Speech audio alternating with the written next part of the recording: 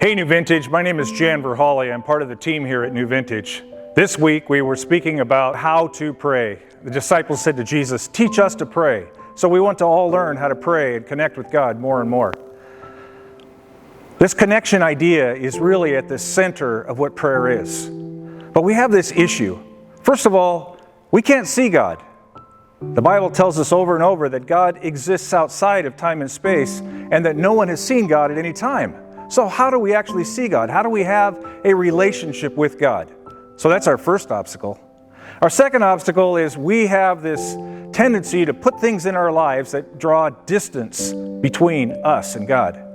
Now, we've all been there in relationships with another person, and my dear wife Jen has had to put up with me for a long time, where I say the wrong thing and I do the wrong thing, and I sometimes just stumble and do the wrong thing, and sometimes I deliberately do the wrong thing, and all of a sudden it's 3 times, it's 10 times, it's 1,000 times, and I'm back to that same place of throwing rocks in a relationship. You ever been in that kind of a relationship where there's just silence and not much is going on except it's awkward and it's difficult, and God, I'd like to be anywhere but right here? And there's irritation, and the relationship is strained. Gosh, that's what I do with God all the time. I have sin in my life.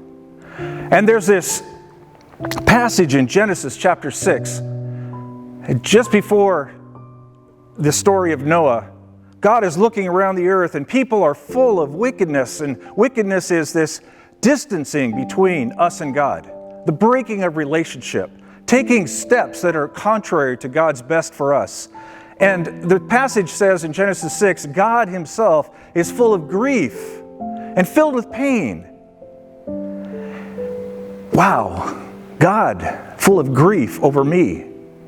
God filled with pain over me. And what's more, the wickedness and the sin and these things that we do, all the things that we can all name about in our lives, the mistakes we made and the deliberate things we do, they also are a source of violence and pain to other people, and that God also loves those people as well. And so we have this distance. So when it comes to communicating with God, the first step we want to take is to get things right. And just like any relationship can be restored, we can have our relationship with Jesus, through Jesus, to the Father, restored. And that starts off in 1 John 1:9 is a great passage that many of you have heard. In fact, verse 8 says, if we say that we don't have any blocks in our relationship, if we say that we haven't done anything wrong, if we say all of this, we're just deceiving ourselves.